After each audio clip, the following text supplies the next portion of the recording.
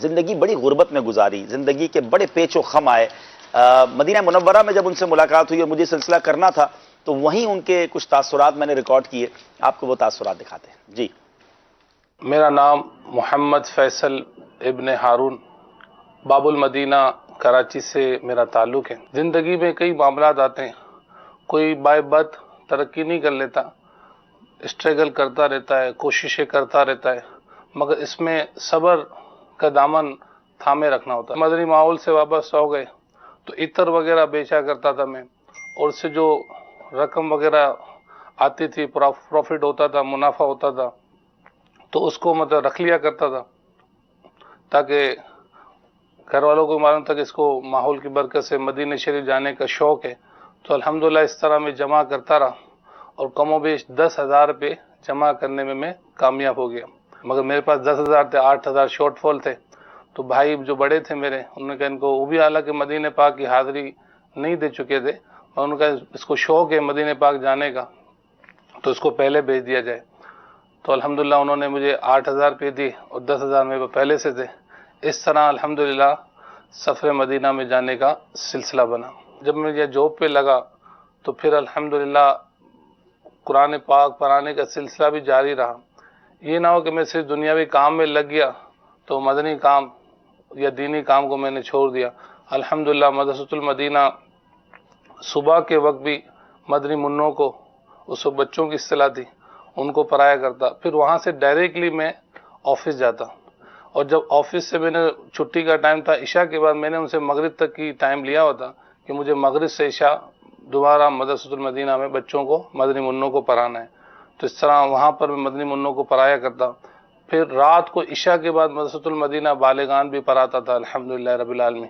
مدرسۃ المدینہ پڑھانے کی برکت سے میرا خود بھی الحمدللہ قرآن پاک اچھے انداز میں ہوا، تجوید و قرات الحمدللہ پڑھنے کا اور پڑھانے کا موقع ملا الحمدللہ.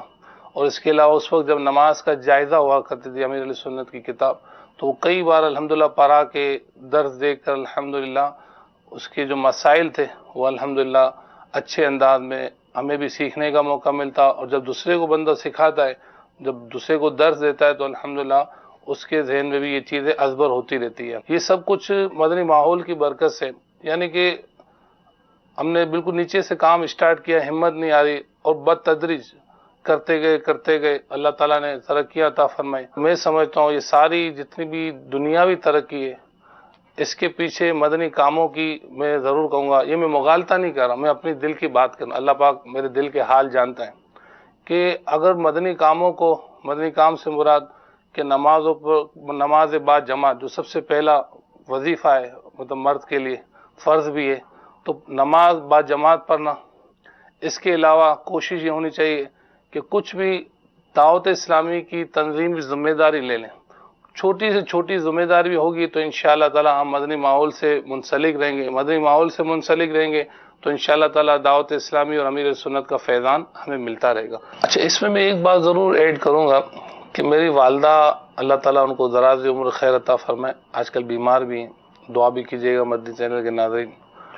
تو الحمدللہ ان کی ایک ہی تمنا ہوتی ہے کہ میں رمضان مدینہ پاؤں، اور وہ کہتی ہیں کہ مجھے کئی سالوں سے الحمدللہ امیر سنت کی فیضان کی برکت سے، دعاؤں کی برکت سے ماشاءاللہ رمضان مدینہ پاتی. اس سال وہ نہیں آ سکی، اور میں اس وقت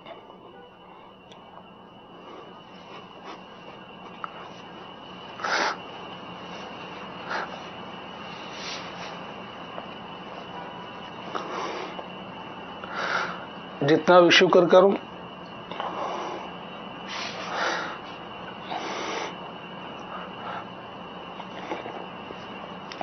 کہ 27 رمضان المبارک الحمدللہ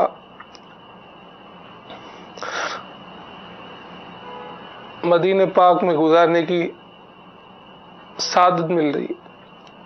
یہ الحمدللہ مدینہ کا عشق، مدینہ کا فیضان، یہ الحمدللہ دعوت اسلامی اور امیر سنت کا فیضان ہے. مگر ایک کمی مجھے محسوس ہوتی ہے کہ میں ہر سال اپنی والدہ کے ساتھ یہاں حاضری ہوتی ہے. اس سال والدہ کو فریکچر آ گیا ہے،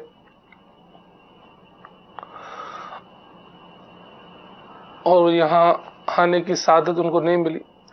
اللہ پاک انہیں روح بصیرت فرمائے اور جلد بد جلد وہ مدینہ پاک آئیں.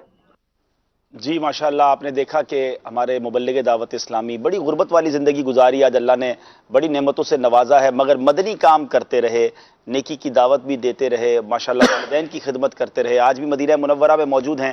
تو انسپریشن ہے ہمارے لیے، امید کی کرن ہے کہ غربت ایسا نہیں کہ ہمیشہ رہے گی. محنت کرے انسان، اللہ کی رضا والے کام کرے، حلال روزی کی طرف چلتا رہے، والدین کی خدمت کرے، تو اللہ تعالیٰ بہت جلدی دن پھیر دیتا ہے اور اللہ برکتیں عطا فرما دیتا ہے. تو ہمیں امید کی کرن کو نہیں چھوڑنا ہے، امید کے دامن کو نہیں چھوڑنا ہے، اللہ کی بارگاہ میں عرض گزاری کرتے رہنا ہے. انشاءاللہ ایک اور اسلام بھائی بھی ہمارے درمیان ہیں، ان کے بارے میں بھی جانیں گے، مگر جنید بھائی کی طرف واپس چلتے ہیں.